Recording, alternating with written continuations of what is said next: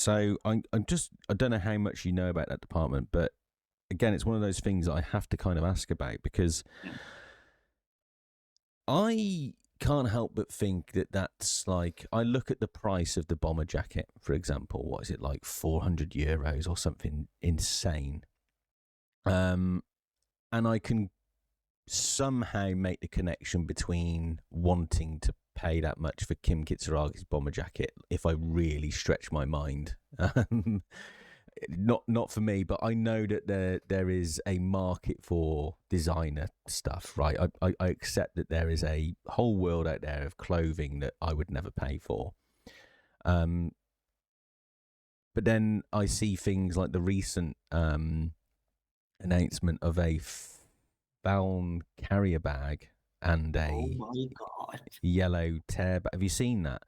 And I can't remember Yes, what I it is. did. It's about €140 or something like that for what is essentially like you've lived in England. You'll know what a JD Sports bag is. You'll have seen the kids in London skateboarding on them. So I assume that's what kids do these days, skateboard. And it was just like the cheapest, tackiest shit that you could get for free anywhere, packaged up with Disco Elysium lettering and £140 price slapped on it. Here's the thing. First of all, I think the first thing you need to do is look at the price tag and ask yourself how many bottles of Tare do you have to collect to be able to afford that. Yeah. The second thing is this material that it is made out of Dyneema. It is incredible. Like I'm big fan of Dyneema myself. It's 50. The tensile strength is 15 times that of steel. But what it is not great for is abrasion resistance. And what you don't want your Tare bag to do is wear very much. So it's also not even good at what it's supposed to do. But this kind of a sheer brazenness of charging that amount of money for a Tare bag, and this kind of desperation of monetizing anything that we can still possibly monetize because we're so out of ideas. Like, I Oh, don't know.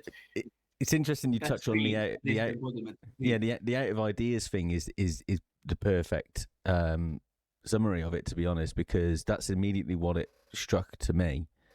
And to be honest, we're kind of going off a little bit here, but all of the messaging that currently comes out of ZAUM is pretty awful. The fifth anniversary, what did they do?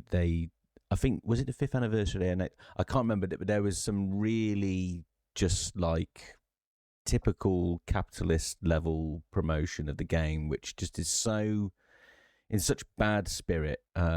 Clearly, anyone left there has no real understanding of what the spirit of disco is.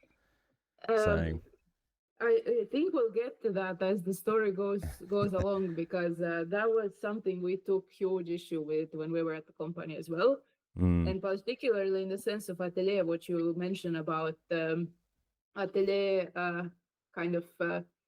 Remember when I left the company in this kind of interview I gave where I described that this is a cynical company and that their corporate strategy is created by a disdain for their audience. This is largely based on, the conversations I've had with management about Atelier, where I have in the past received threats from management when I had tried to push back against some Atelier items, because this is an incredibly successful business for them, incredibly successful. And the darkest thing I ever heard was when I don't remember who it was from that circle, but they told me it doesn't matter at all what people are saying on Twitter, because you can see those same names of people who say on Twitter that they're never going to buy Atelier, never going to support ZAUM, that they're the ones ordering the expensive items from ZAUM, and that this loud minority doesn't matter because people covet these items more than they care about this kind their of principles morals and integrity. Yeah. So people are buying this stuff, and it seems like even the people who are outwardly critical, they cannot help their consumerist impulse. And that made me realize that, the overall, there was always this attitude of the people who are talking shit about the company are actually a loud minority, but we are selling so well and we're going to keep selling. So it doesn't actually matter what this small group of Twitter communists thinks or whatever. If it's actually true that these same people who criticize the company are also buying the products, I don't know. This is one of those things that just makes me very sad about the world, or like lose hope, because if that's the case, I don't know. A lot of people have a lot of explaining to do, so I'm gonna hope that they're wrong on that. For sure. Yeah. Go on, Argo. Because you went away and then you came back super excited. So I'm curious what you're so excited about. Very recently, I saw the blue Kim Kitsuragi's blue notebook. Notebook, right? Like first of all, like so many word building things wrong with it, like putting a case number on a police officer notebook. Yeah. In what world does that make sense? But also, like, I happen to have one of these from a different source. It just has our logo on it. It says Hyundai Kona on it, and you know why? Because I got it from my modern journalist days when I was test driving Hyundai Kona. Because this blue format notebook is this bog standard swag shit that they give out, like print whatever you want on it. They just printed RCM on it. Yeah. So even this it's completely lacking any originality, any sort of artistic intent. It's just grab money. Yeah, and I took huge issue with, because the RCM logo has never actually been officially like out there. You get told what it looks like, but no one actually knows. And when I saw that, I was like, well, that's not. RCM logo is the logo that's on the back of the game jacket. Brick with map of Jamrock in it. Right. Brick shape. And I'm going to make a note. I'm making a note of that because I'm desperate to recreate it. We even somewhere in the game, I remember Robert asked me to put it in somewhere, so it's kind of like a reference to this exists in the game is the phrase "brickmen," referencing the white brick that is the symbol of RCM. Amazing. But when we're already on it, let's for a moment also look at the sort of when things were still good. And I have to say that as expensive as the original game jacket is, it is worth it. Like, it is very well made. It is very high quality materials. This halogen, not halogen, reflecting RCM map inside the brick. It's beautiful work. It's designed by Liis Välja.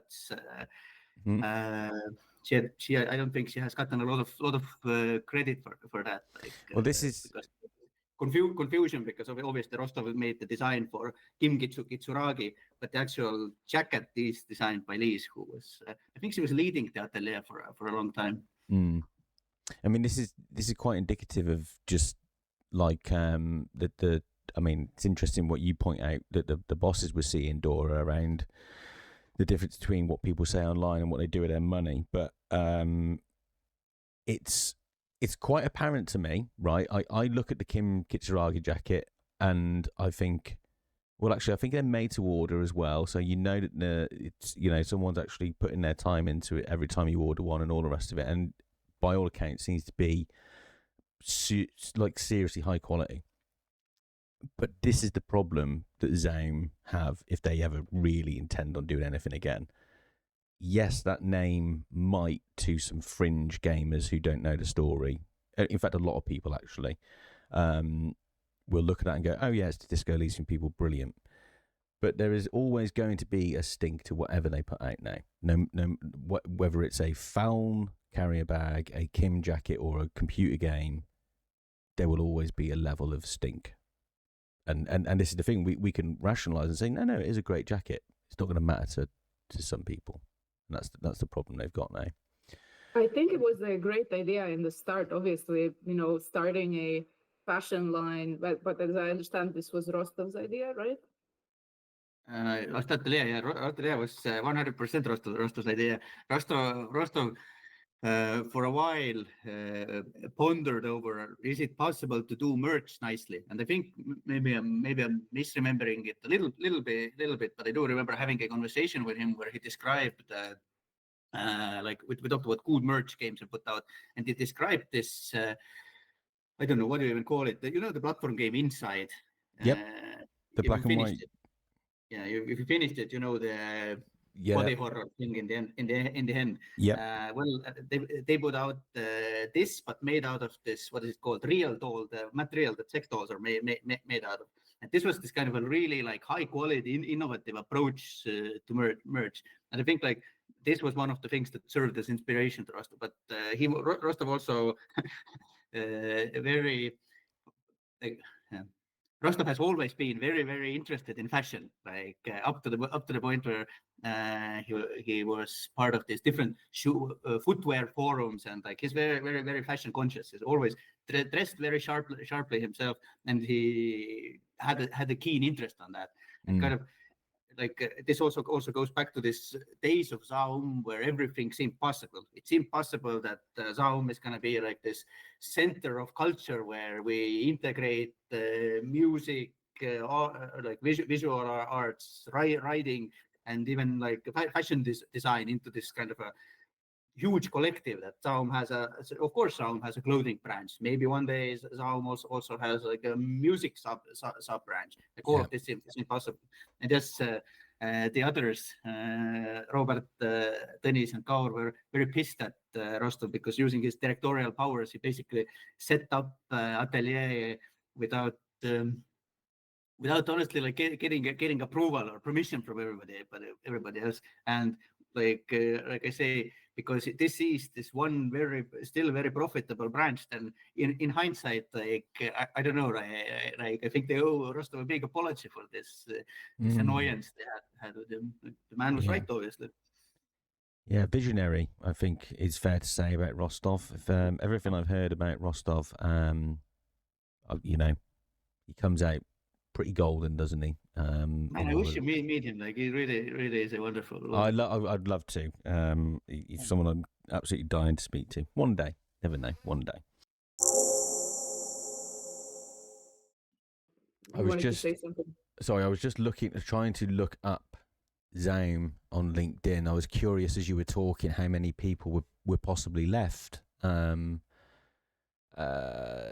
According to LinkedIn, 71 associated members, which obviously doesn't cover everything because not everyone's going to be on LinkedIn. But it seems to be in some way, shape, or form still some sort of actual operation, at least with employees. But then again, I'll come back to the question: what's the purpose of it all? Right? It does make you wonder what the fuck's going on there. I mean, anyone left with any competence seems to be gone, or any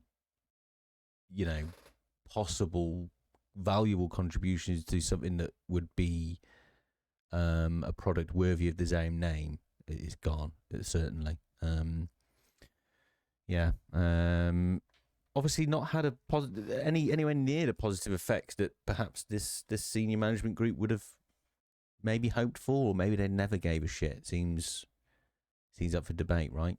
I mean, like the thing is that once you got rid of everybody who voices concerned, now you are left with a I'm gonna use a reference. One Flew Over the Cuckoo's Nest. Patrick Randall Murphy in the end when he's lobotomized. Like now you have this perfect drone machine that does what you will.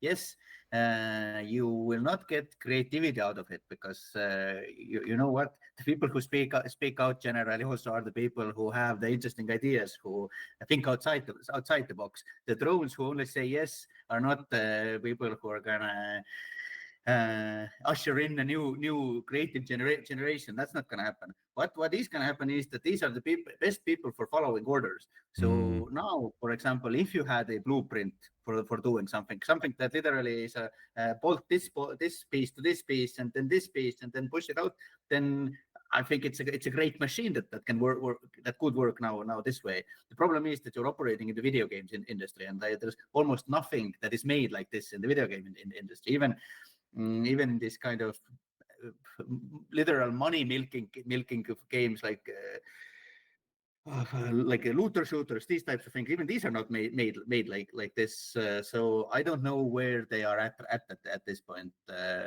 I think there is still enough juice left in the Elysium IP that you can find new ways to milk it. Like you can still, because I don't know, like, well, let me think for a second. Measureheads pants, like why let's put Measureheads pants for sales at the Atelier.